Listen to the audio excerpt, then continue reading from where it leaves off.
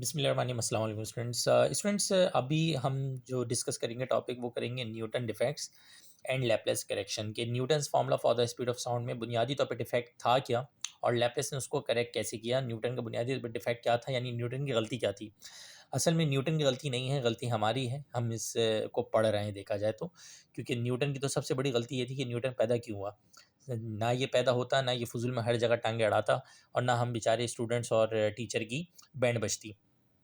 खैर lighter note पे बत बोल रहा हूँ मैं ये, लेकिन फैक्ट ये है कि न्यूटन ने क्या गलती की थी, अब उसको डिस्कस करना है इस टॉपिक के अंदर, और फिर लैपलेस के करेक्शन को पूरा डिस्कस करना है। पहले मैं समझा देता हूँ न्यूटन ने बुनियादी तौर पर गलती क्या की थी। पिछले लेक्चर में इसको एक्सप्लेन कर चुका हूँ ऑलरेडी। देखें, न्यूटन ने बुनियादी तौर पर जो गलती की थी वो ये की थी कि टेम्परेचर को उसने क्या ले लिया था, कांस्टेंट ले लिया था।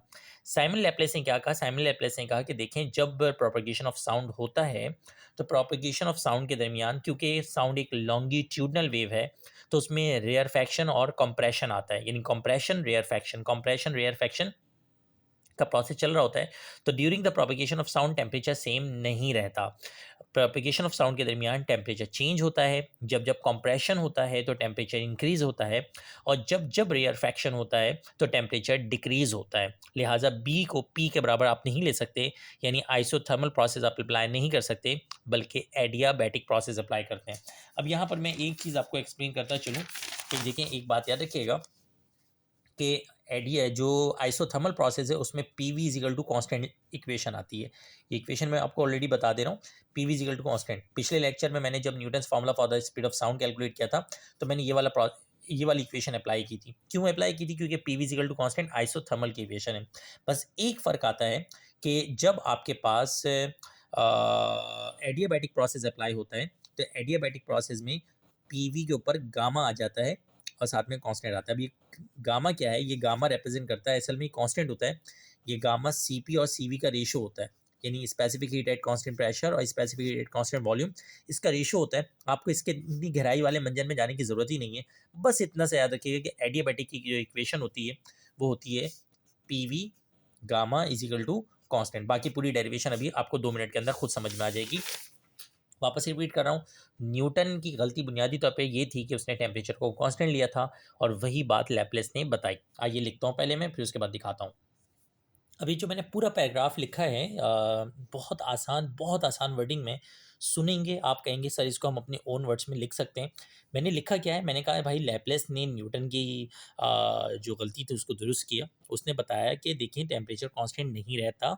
जब कंप्रेशन होता है तो टेम्परेचर इंक्रीज होता है, और जब रेयर फैक्शन होता है तो टेम्परेचर डिक्रीज होता है। लिहाजा प्रोसेस आइसोथर्मल नहीं है बल्कि एडियाबैटिक है।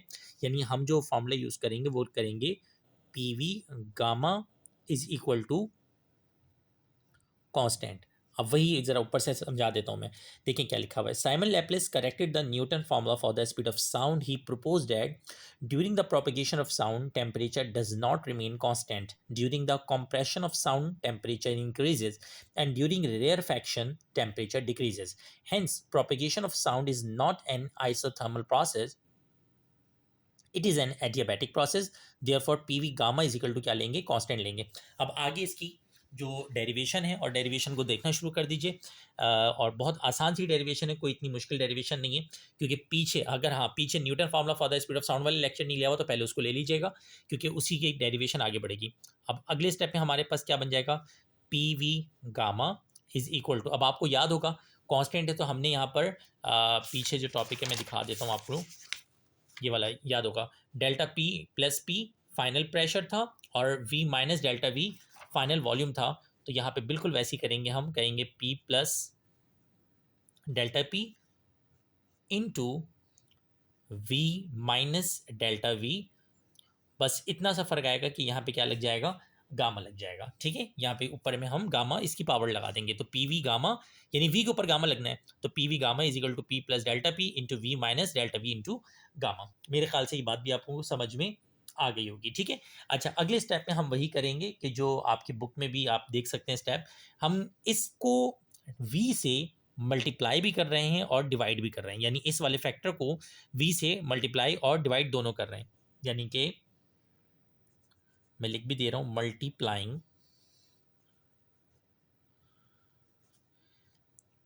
क्यों कर रहे हैं, इसका रीज़न ये है कि ये आपके पास उसके बाद आगे जाके जो v है और ये जो v है इसको हमें कैंसिल करना है ताकि यहाँ पे से p बच जाए, तो v का फैक्टर कैंसिल करने के लिए काम आएगा। Dividing, multiplying and dividing right hand side of the above equation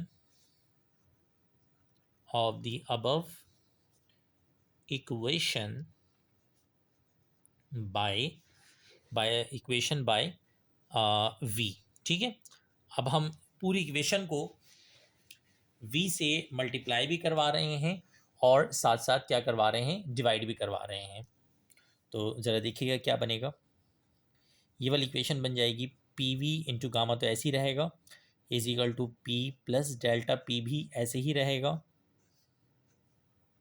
यहाँ पर जो फैक्टर है इसमें v माइनस, अब इस डेल्टा v के साथ हमने, ये तो डेल्टा v लिखा हुआ है, इस डेल्टा v के साथ हमने v को मल्टीप्लाई भी कर दिया और इस डेल्टा v के साथ हमने v को साथ साथ डिवाइड भी कर दिया। ठीक है, और साथ में गामा आ गया। ये देखें, v यहाँ पे भी लगा दिया और v यहाँ पे भी लगा दिया। इक्वेशन बैलेंस है, अगर v से v कैंसिल हो जाए तो दोबारा ये बन जाएगा, तो कोई मैथमेटिकली डिसबैलेंस इक्वेशन नहीं है। अगले स्टेप में क्या होगा, P V into gamma is equal to P plus delta P, बिल्कुल ऐसे ही रहेगा। हम यहाँ से v को क्या ले लेंगे, कॉमन ले लेंगे। तो जब v को कॉमन लेंगे तो इसके ऊपर गामा लगा हुआ है, तो यहाँ पर v इंटू गामा आ जाएगा, v इंटू गामा। ठीक है, v इंटू गामा, और साथ में ये देखो v कॉमन आया है, यहाँ से v और v कॉमन आया है। बट जो भी आपके पास एडियाबैटिक प्रोसेस होता है तो उसमें v के ऊपर क्या लगेगा, आपके पास गामा लगेगा। तो इसका मतलब ये v और v के ऊपर v कॉमन आया है, लेकिन ऊपर गामा तो लगा हुआ था ना, तो ये आपके पास v इंटू गामा कॉमन आ गया। यहाँ पे क्या बचा, 1 बचा, क्योंकि v तो बाहर जा चुका है। और यहाँ पे बच गया डेल्टा v और अपॉन में क्या बच गया, v। ठीक है, ये देखो डेल्टा v अपॉन v यहाँ पे बचा, v इंटू गामा इन दोनों जगहों से क्या आ गया, कॉमन आ गया। फायदा क्या होगा, गामा v और गामा v आपस में क्या हो जाएंगे, कैंसिल हो जाएंगे। तो नेक्स्ट स्टेप में जो बचेगा, पहले मैं लिख दे रहा हूँ, उसके बाद फिर आगे बढ़ते हैं। यहाँ पे बचेगा p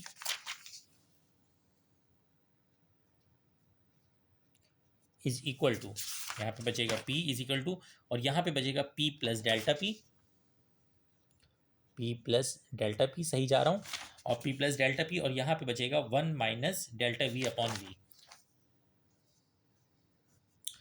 1 माइनस डेल्टा v और अपॉन में क्या आ जाएगा, v। ठीक है, अच्छा जी, अब हम पूरे को सॉल्व कर लेते हैं आगे। तो ये आपके पास नेक्स्ट स्टेप में बनेगा, p तो ऐसे ही रहेगा, p वन ज़ा p, p इससे जब मल्टीप्लाई करेगा तो minus p delta v, p one ज़ा p, और p से मल्टीप्लाई करेगा p डेल्टा v और अपॉन में क्या आ जाएगा, v। फिर ये इससे मल्टीप्लाई करेगा तो डेल्टा p वन ज़ा डेल्टा p,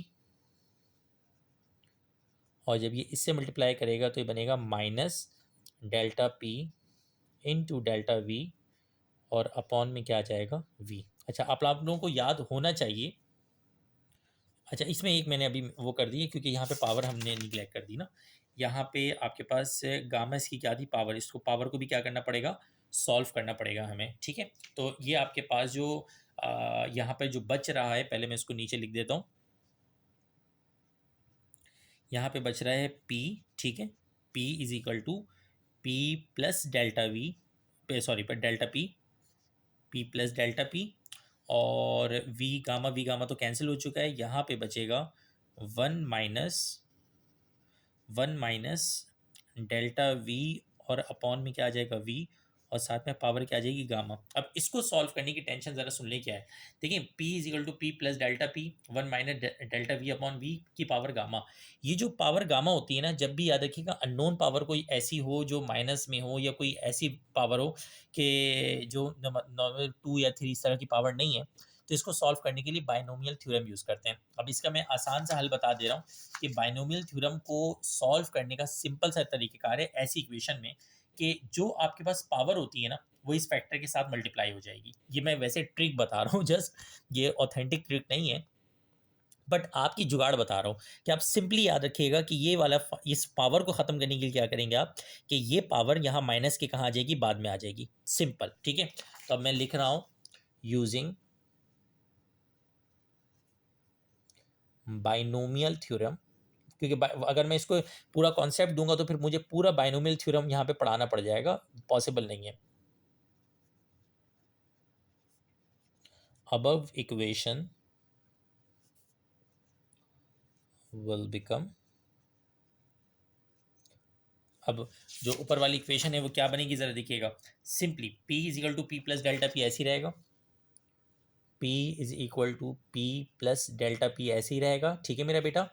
साथ में वन माइनस डेल्टा वी के साथ क्या आ जाएगा, गामा आ जाएगा, ठीक है। तो ये आपके पास बन जाएगा one minus gamma into delta V, और डिवाइड में क्या मौजूद है, ऑलरेडी वी मौजूद है, ठीक है जी। तो ये आपके पास इसकी एक बस मैंने शॉर्ट सी ट्रिक बताई, इसके अलावा और कोई ऑप्शन नहीं है, वरना पूरा बाइनोमियल थ्योरम पढ़ना पड़ जाएगा। बहुत से बच्चे मेडिकल साइंस के होते हैं तो उनकी मैथ्स तो माशाल्लाह से वैसी ही जो है ना जज़ाकल्लाह वाली होती है, तो आप इतनी मेहनत ना करें, बस इतना याद रखें कि ये गामा यहाँ से उठ के यहाँ आ जाएगा, ख़त्म। अच्छा जी, अब मल्टीप्लाई करते हैं इसको, तो पी वन ज़ा क्या हो जाएगा, पी प्लस पी वन ज़ा पी, और फिर उसके बाद माइनस आएगा, माइनस पी इंटू वन ज़ा P minus gamma into P delta we, ठीक है। पी वन ज़ा पी, और फिर पी से मल्टीप्लाई करोगे डिवाइड में क्या आ जाएगा, वी आ जाएगा, ठीक है।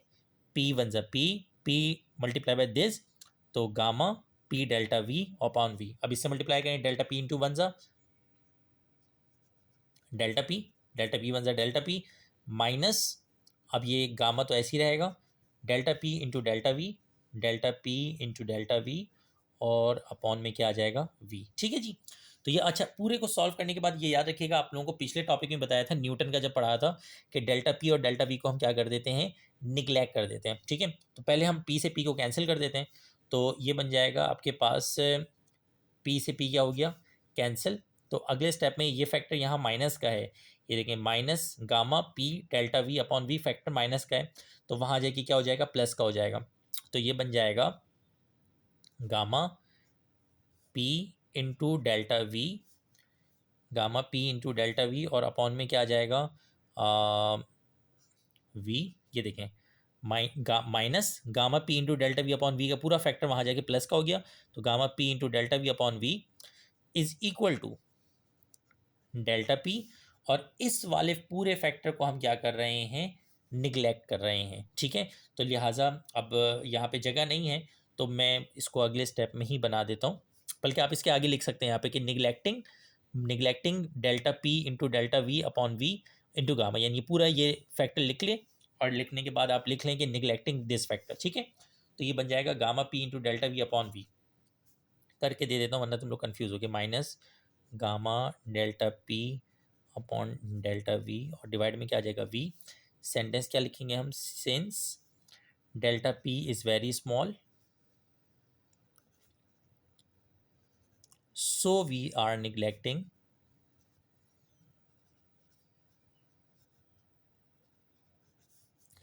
Gamma into delta P into delta V upon V, ठीक है। तो पूरे को हमने निगलेक्ट कर दिया, तो ये अब क्या बना ज़रा देखिएगा, ये बना gamma P into delta V upon V is equal to just क्या बच गया, डेल्टा पी। अब देखो डेल्टा वी अपॉन वी यहाँ मल्टीप्लाई कर रहा है, पूरा फैक्टर डेल्टा पी से क्या करेगा, डिवाइड करेगा, तो ये बन जाएगा gamma into P is equal to delta P, और अपॉन में क्या आ जाएगा, डेल्टा वी अपॉन वी। और आपको अच्छी तरह पता है delta P upon delta V upon V किसके बराबर होता है, बल्क मॉडुलस के बराबर होता है, तो लिहाजा gamma into P is equal to क्या हो जाएगा, bulk modulus.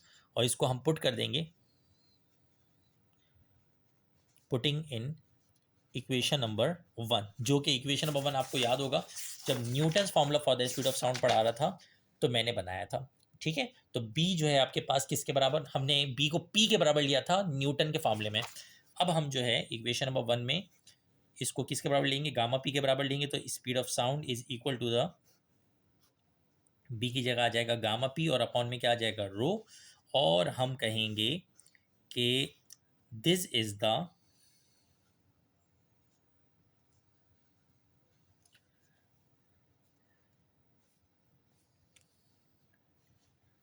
Laplace formula for speed of sound, जो कि लैप्लेस ने सही किया था, फॉर स्पीड ऑफ साउंड। अब इसकी भी कैलकुलेशन है, ये मेरे ख्याल से बात समझ में आ गई होगी। न्यूटन जो लैपलेस है, लैपलेस ने पहले इसकी एक्सप्लेनेशन याद कीजिएगा, फिर पूरी डेरिवेशन वैसे ही बस गामा लगेगा और कैलकुलेशन करके बी को गामा पी के बराबर हम लेके आएंगे और पुट कर देंगे। यहाँ पर आके लैपलेस का टॉपिक भी क्या हो जाता है, ख़त्म हो जाता है। अब हम इसकी कैलकुलेशन करेंगे। अच्छा, अब इसकी मैंने अलग से हेडिंग क्यों डाली, calculation for the speed of sound eight STP, क्योंकि ये सेक्शन बी में सवाल आ सकता है कि calculate speed of sound eight STP. ठीक है, तो अगर एट एसटीपी पे स्पीड ऑफ साउंड की कैलकुलेशन आए तो बाय यूजिंग न्यूटन्स फार्मूला अगर आ जाए, तो बाय यूजिंग न्यूटन्स फार्मूले वाली ये कैलकुलेशन है जिसमें आप गलत आंसर निकाल के दिखाएंगे, ये वाला। और अगर बिलफर्ज वो आ जाए कि calculate the speed of sound eight STP और उसमें न्यूटन्स फार्मूला ना लिखा हो, तो फिर आप करेक्टेड फार्मूला बताएंगे। अब करेक्टेड फार्मूला है क्या, आप कहेंगे कि सर करेक्टेड फार्मूला अभी आपने बताया कि v इजिकल टू है गामा p और अपॉन में क्या आएगा, रो।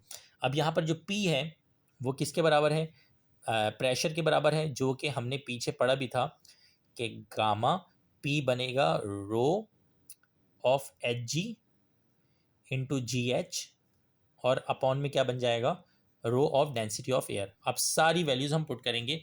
बस यहाँ पर एक बात याद रखिएगा कि here gamma is equal to 1.414, ये कांस्टेंट वैल्यू होती है जो आपको याद होनी चाहिए, गिवन होनी चाहिए। अच्छा जी, अब सारी वैल्यूज यही वाली पुट होंगी, हम बार बार दोबारा नहीं लिखेंगे अगर एक ही टॉपिक है। हाँ, लैपलेस का अलग से आए तो फिर दोबारा लिखेंगे। तो वी की वैल्यू हम पुट करेंगे, वी की वैल्यू गामा की जगह आ जाएगा 1.414, 1.414 गामा की जगह आया, रो ऑफ इसकी जगह 13.6 आ गया, 981 आ गया और 76 आ गया, और डिवाइड में आपके पास रो की वैल्यू आएगा 1.293। ये सारी पीछे से लिखी है हमने, 293 एक्सपोनेंशियल -3। अब जब आप इस पूरे को सॉल्व करेंगे तो आपका 100% करेक्ट फार्मूला, जो कि पूरा सॉल्व करने के बाद आ जाता है 33369.9 सेंटीमीटर पर सेकंड, और करके आप इसको डिवाइड बाय 100 अगर कर देंगे तो ये वैल्यू आ जाएगी 333 मीटर पर सेकंड। ठीक है, तो लिहाजा ये आपके पास करेक्टेड फार्मूला आ गया, ये आपके पास करेक्टेड वैल्यू आ गई, और यहाँ पर आके Newton's formula for the speed of sound और लैपलेस करेक्शन दोनों टॉपिक क्या होते हैं, ख़त्म हो जाते हैं। सेक्शन सी का सवाल आएगा। अब सेक्शन सी का सवाल आता है, कैलकुलेशन आती है, तो आप किस तरह करेंगे ये ज़रा मैं आपको समझा देता हूँ तेज़ी के साथ। देखिए, फार्मूला सवाल आएगा Newton's formula for the speed of sound, तो ये तो लिखना आपके लिए ज़रूरी है। ठीक है, Newton's formula for the speed of sound लिखना ज़रूरी है। इसकी एक्सप्लेनेशन जो है ना यहाँ पर, इस एक्सप्लेनेशन में अगर बिल फर्ज आप देखें कि सेक्शन सी में टाइम नहीं बचा है, तो आप डायरेक्ट पता क्या कीजिएगा, डायरेक्ट ये लीजिएगा कि ही टुक पी इजिकल टू बी, इसने पी के बी के बराबर लिया और पी को बी के बराबर लेने के बाद ये डायरेक्ट फार्मूला बना दीजिएगा, बीच की कैलकुलेशन को क्या कर दीजिएगा, स्किप कर दीजिएगा अगर टाइम ना हो, और फिर उसके बाद इसकी कैलकुलेशन को भी माइनस करके आप लिख लीजिएगा कि Newton calculate the speed of sound with the help of this formula and he get the answer this and this is the wrong answer. इस तरह से आपने इसकी वर्डिंग लिखी और कैलकुलेशन को क्या कर दिया, माइनस कर दिया।